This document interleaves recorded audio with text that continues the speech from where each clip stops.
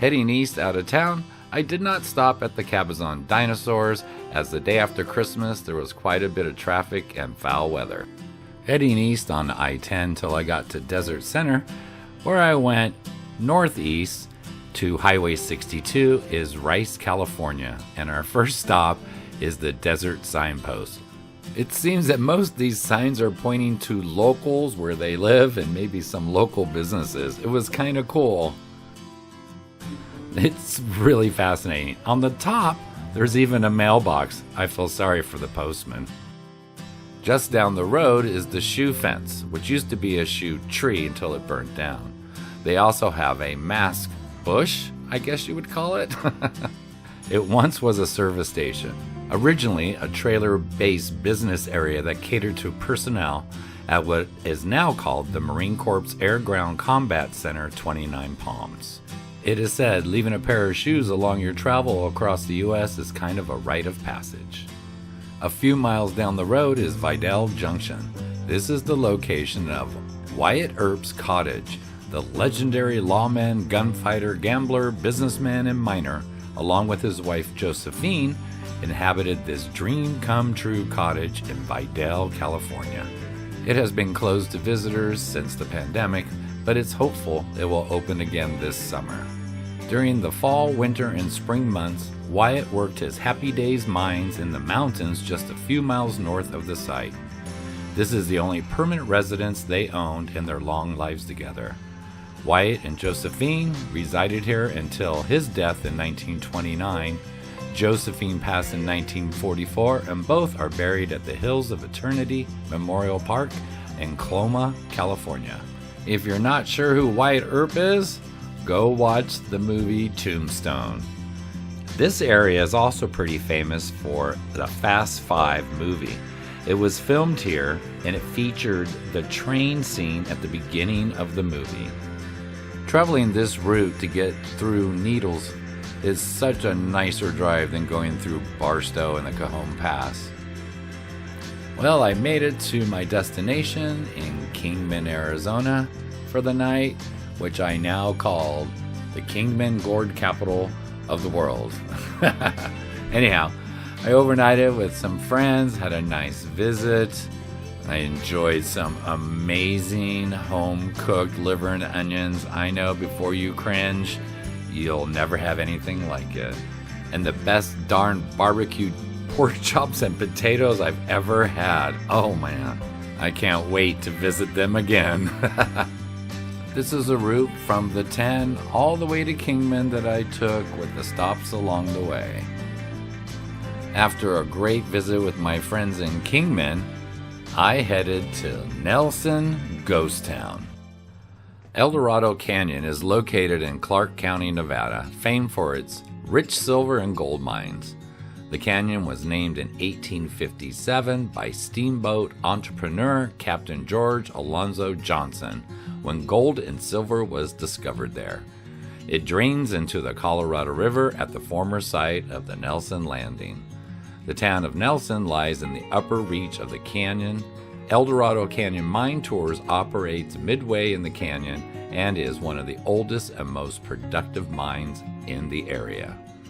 Prospecting and mining in El Dorado Canyon started in 1857, but in April 1861, as the American Civil War began, word got out that silver and some gold and copper lodes had been discovered by John Moss and others in what has become known as the El Dorado Canyon in the New Mexico Territory, now Nevada. They have some really clever signage here, and to call this a ghost town, well, I don't know. There were drones buzzing overhead, and there was quite a bit of people visiting. Once you park, there was signage clearly stating you must check in at the general store. They do charge a few bucks to walk around and take pictures, and they also offer mine tours. Unfortunately, I didn't realize you had to book the tours in advance, so I couldn't take the tour in the mine, but I had a great time walking around and seeing what I call all this rusty gold. Nelson is located along Nevada State Route 165, about 8 miles southeast of its junction with U.S. Route 95. The turnoff to Route 165 is about 30 miles north of Searchlight, Nevada, and about 25 miles south of Boulder City.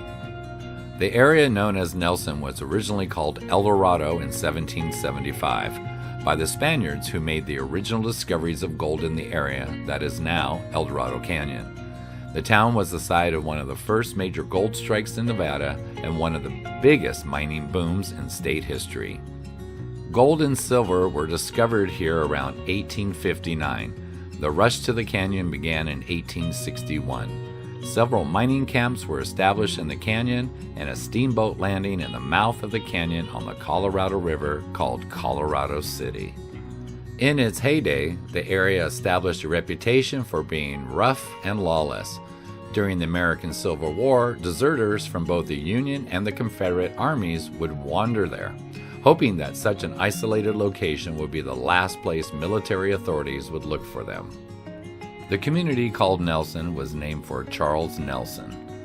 He was a camp leader who was slain in his home, along with 4 other people, in 1897 by the renegade Indian Avote. Did you know Nelson Ghost Town is a popular wedding spot? Especially for those who love a Wild West vibe. It's a place couples can come for a truly unique wedding experience. Next to the church is a cactus garden, and you can have your reception in the old barn. Hey, just load up the trailer and come on down. If you don't got a trailer, maybe you can find a friend with a truck. Or hey, jump on that really short bus and head over to Nelson for your wedding. Across the street from the general store, you can look up on the hills and see the mine. The mines in the canyon were active from about 1858 to about 1945. This mine here actually used donkeys that were lowered down into the mine to pull the ore carts. How fascinating, huh? If you're a movie lover, you might recognize Nelson as the setting of 3,000 Miles to Graceland, Brain Games, Eye of the Beholder, and Breakdown. All these movies were filmed in the historic ghost town or the surrounding property. Props and parts of the sets can still be visited here on the property. There really is a lot to see here. If you do visit, plan on spending a few hours to really let it all soak in. It's absolutely fantastic. During the time of the American Civil War, 3 new mining camps developed in the Middle Canyon in 1862. Lucky Jim Camp was formed along the El Dorado Canyon above January Wash, south of the mine. Lucky Jim Camp was the home of the miners sympathetic to the Confederate cause. A mile up the canyon was a camp with Union sympathies called Buster Falls. There is just so much to see here at Nelson Ghost Town. Check out the jail. Look at that.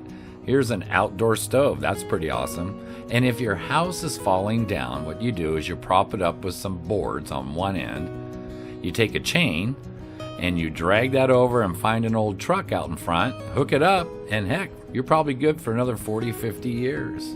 If you're visiting Las Vegas and then head over to check out Hoover Dam, I would definitely take the 35-mile trip south and visit Nelson Ghost Town. It's an awesome place to visit.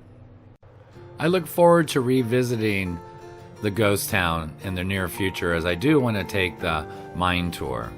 As I headed out of town, the 8 miles back to Highway 95, we headed north, leaving Nelson Ghost Town to St. Thomas.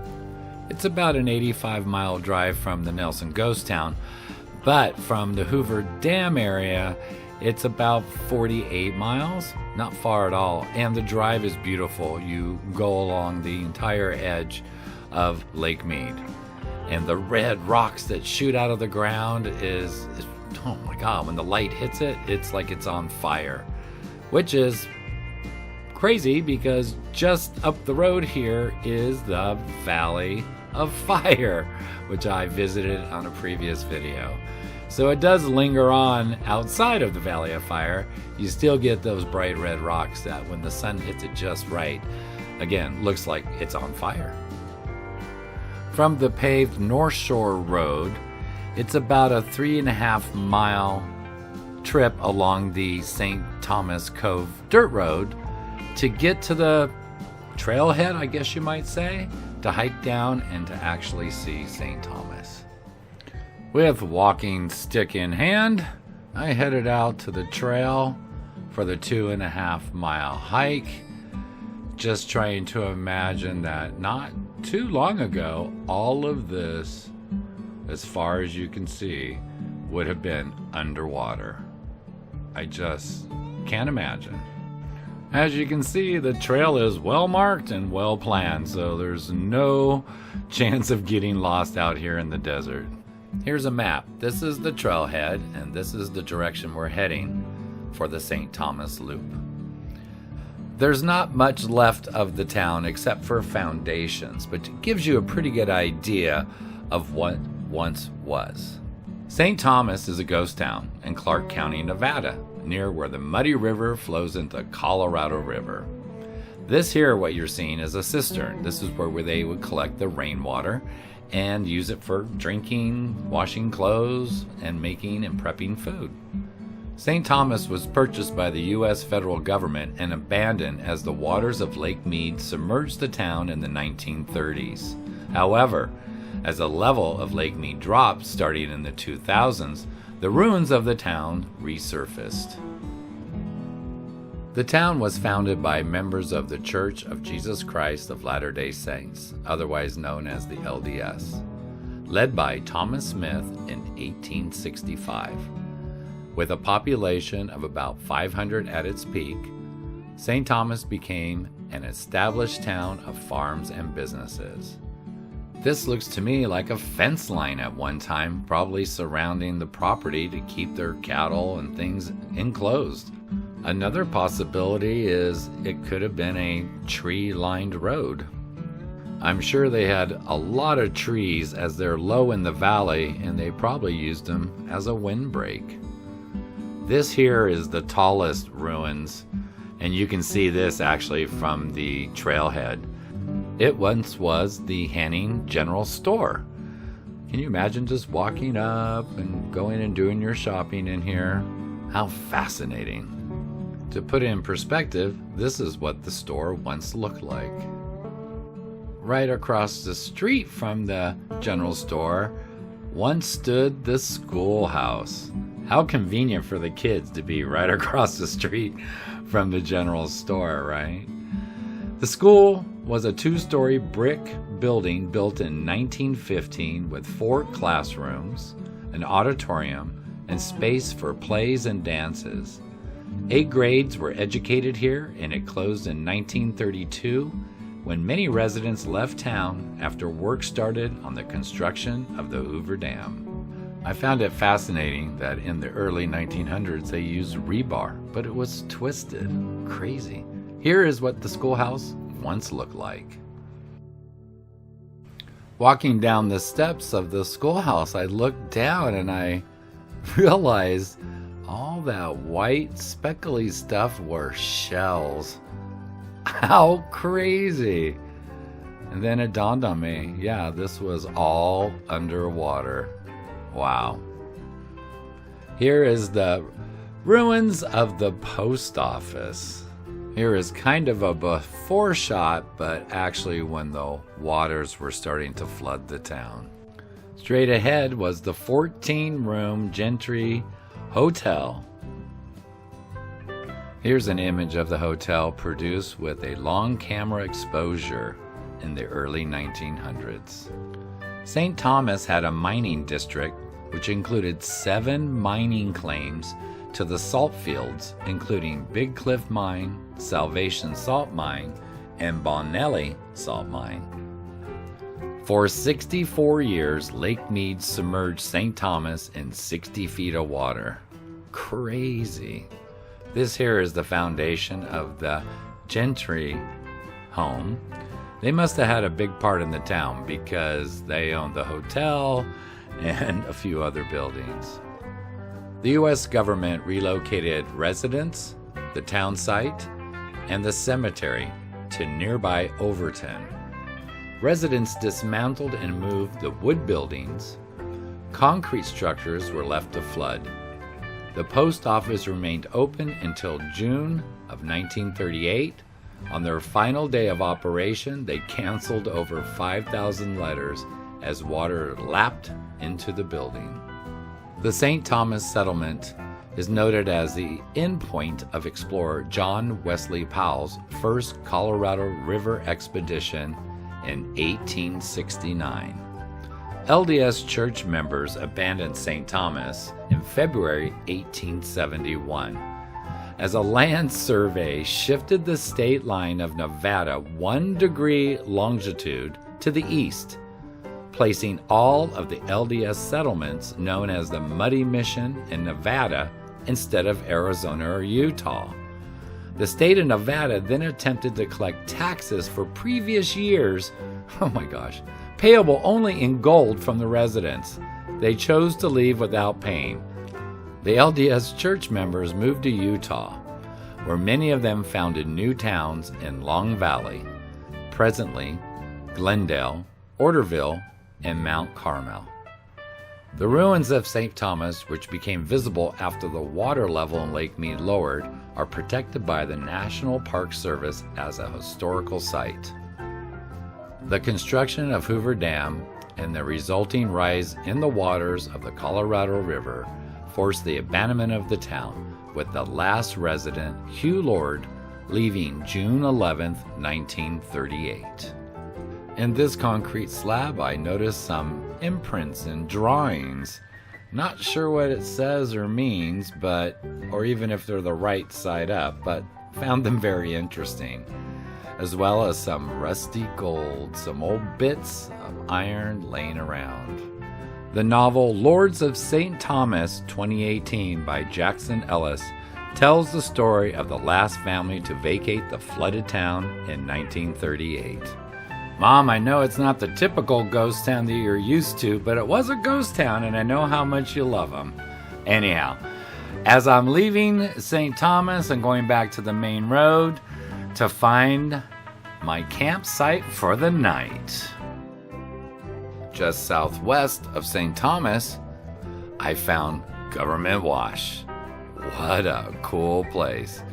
Back in the day, the water levels obviously were much higher, and where you see all these campers and stuff, the water was all up in here. All that you see, there was water there. But nevertheless, it was a great place to spend the night. This 40-minute time-lapse really shows the aircrafts coming and going out of Vegas. Crazy.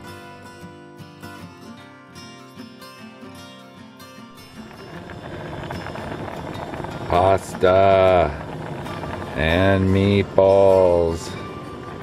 Yum. And Miko. I have to say, I'm really liking my lunchbox slow cooker and prepping meals before I leave and freezing them. Put them in the slow cooker. Heck, by the time you get where you're going, it's all just cooked perfectly. Here's another time lapse as it's getting dark and seeing those planes flying into Vegas. It's pretty amazing to sit there at night and see this happening live. Of course, it's not so fast, as this is obviously a time lapse. Check out the stars. You just don't see that from the city, that's for sure. The next morning, I took my last views of the lake from the campsite and found this closed boat ramp. As you can see, the end is right there, and there is no water to be seen anywhere near it.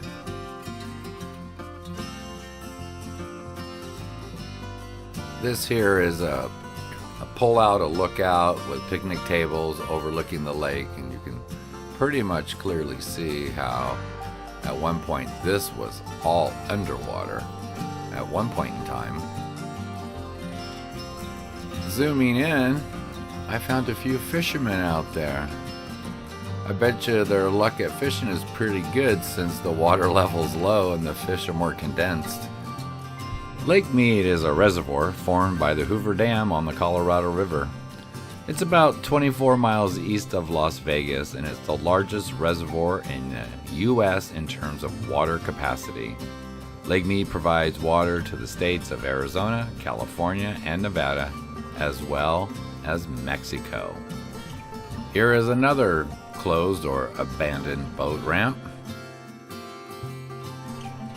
At maximum capacity, Lake Mead is 112 miles long, 532 feet at its greatest depth, and has a surface elevation of 1,229 feet above sea level. It has a surface area of 247 square miles and contains 28.23 million acres feet of water. Here's another closed or abandoned boat ramp, and we're going to explore this one. And as I was driving down, you can actually see there's sailboats up there on the hard. I never thought about sailing on Lake Mead. How interesting, eh? As of May 31st, 2022, Lake Mead held 26% of full capacity, having dropped below the reservoir's previous all-time low record in July of 2016, and by June of 2021 has never returned to that level. As you drive down this boat ramp, you'll be able to notice how they kept adding on to the ramp to keep reaching the water as the levels dropped. The 2022 Colorado River Annual Operating Plan, released by the U.S. Bureau of Reclamation, was quoted, "The lake was in a shortage condition due to the lake level falling below 1,075 feet." Well, looks like we reached the end of the line of this boat ramp, and all you can see is an old boat dock. And if you look way out there, you can see the lake. It looks like they've continued to try to launch boats off the dirt down there. Just incredible. There's only one boat ramp and harbor that is active now on Lake Mead, and it's called Hemingway Harbor, and that's where we're headed now. Here is a Google view of Hemingway Harbor, and what's unique about this, they've added to the ramp, and they actually have markers for the water levels as the time has gone by. Like, this is the water level in 2000. The lake was named after Elwood Mead, who was the commissioner of the U.S. Bureau of Reclamation from 1924 to 1936. During the planning and construction of the Boulder Canyon project that created the dam and lake. Lloyd Joseph Hudlow was an engineer with the Bureau of Reclamation, came to Boulder City in March of 1933 to assist in the survey, and ended up as the project manager. And now we're coming up to the water level from 2002. Lake Mead was established as the Boulder Dam Recreation Area in 1936, administered by the National Park Service. The name was changed to the Lake Mead National Recreation Area in 1947. At lower water levels, a high water mark or bathtub ring, as you can see here towards the right, is visible in photos that show the shoreline of Lake Mead. The bathtub ring is white because of the disposition of minerals on previous submerged surfaces. I know many people are anti-dams, and I can get that in forests and things where the fish need to go upstream and spawn. But this water is what California, Nevada, Arizona, and Mexico survives on. And if it wasn't for this, I don't know what we would use for our water. The funny thing is California is the #1 user of the water in Lake Mead. So guys, conserve, man, you know. Oh, look here. Here was the water level in 2008. And there's a great shot behind the sign of the bathtub ring. I've heard at peak season in the summer, As this is the only official operating boat ramp, the wait could be up to 4 hours to get your boat in the water. I'm not sure what this watercraft out there is. I mean, possibly a dredger, or are they pulling out things of the water that are now obstacles that boats may hit? I'm not sure. And here's a view of Lake Mead Marina and Hemingway Harbor from above. And there's a bathtub ring you can see on the little hill right behind. So right now, at one point, we would have been underwater. Fascinating. Our next stop is this little hidden gem that most people don't know about. It's the historic railroad trail. But first, I'm gonna have some spaghetti and meatballs because it's 51 degrees out, and if you're coming in the summer, it's closed because it's just too hot to hike here. The trail is just around the corner from Hemingway Harbor and starts at the Lake Mead Visitor Center. It's 3.7 miles one way to the Hoover Dam Visitor Center. You can walk, run, bicycle, or even push a stroller on this very flat, easy trail. We'll be hiking through 5 25-foot diameter tunnels that were built to haul equipment during the building of the Hoover Dam. Here's a great view of Lake Mead Marina and Hemingway Harbor and that boat ramp that seems to just go on forever. Just before we approach tunnel number 1, on the right side you'll see these huge concrete slabs. These are the plugs that were taken out of the dam where they placed the turbines. You can see the size of the holes that these turbines go into. There are 17 total turbines, 9 on the Arizona wing and 8 on the Nevada. All the tunnels are 25 feet in diameter. They were oversized to fit huge penstock sections and large equipment being transported to Hoover Dam. 9 steam and 4 gas locomotives and 71 people used to operate the system. It was a standard gauge, 90-pound rail construction that used Oregon fir ties. In 1931, a construction contract was let to 6 companies incorporated, a consortium of 6 major Western firms. Together with the government, they built almost 30 miles of railroad connecting Boulder City with all the facilities needed to build Hoover Dam. Cement mixing plants, quarry pits, gravel sorting plants, etc. Tunnel 2 may look a little different. That's because it burned in an arson fire in 1990. You can see it looks different from the other tunnels. It was sprayed with shotcrete to fortify the now looser rock. The end of this tunnel, they have a container that you walk through. I think it's pretty clever to keep the debris from falling on people as they walk past. But here you can see the reconstruction of the wooden ceilings that used to be there. In order to expedite delivery of building supplies to the construction site at Hoover Dam, and those are massive pieces, the method of transportation that made the most logical sense was hauling it in via train. So a 30-mile long line of track connecting Las Vegas to Boulder City and on to Hoover Dam was erected. The path you see here located between tunnels 2 and 3 is an old pioneer road. Wow. As we approach tunnel 3, you'll notice it's a little misshaped, and that's because the outermost arch was deformed by the pressure of the rocks above. The Hoover Dam construction railroad system had 3 segments. The first, from Las Vegas to Boulder City site, was built and operated by the Union Pacific Railroad. The second segment was built by the U.S. government.